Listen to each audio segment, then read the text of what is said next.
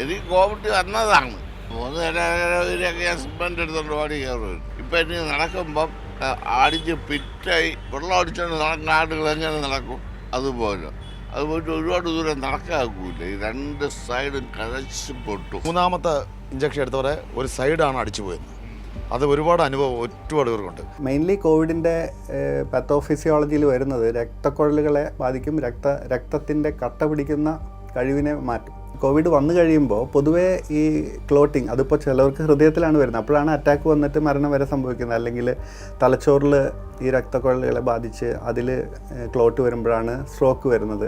എവിടെയാണോ രക്തക്കുഴൽ എല്ലായിടത്തും ബാധിക്കാം. എല്ലിനെ ബാധിക്കുമ്പോൾ ഓസ്റ്റിയോനെക്രോസ് വരുന്നു, മസിലിനെ ബാധിക്കുമ്പോൾ മയോനെക്രോസ് വരുന്നു, അതുപോലെ സന്ധികളെ ബാധിക്കുമ്പോൾ ആർത്രൈറ്റിസ് വരുന്നു. പിന്നെ പലർക്കും ഈ വാദമുള്ള ആൾക്കാരുണ്ട്. പക്ഷേ ഈ കോവിഡ് കൂടെ വരുമ്പോൾ ഇതിന് വല്ലാത്ത മാറ്റം വരും. കോവിഡിനെ കുറിച്ചുള്ള പല ആശങ്കകളും അവ്യക്തതകളും ഇപ്പോഴും നിലനിൽക്കുന്നുണ്ട്.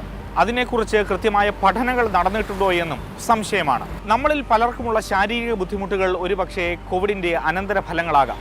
അതിനെക്കുറിച്ച് കൃത്യമായി അറിയണമെങ്കിൽ പരിശോധനകൾ വേണം.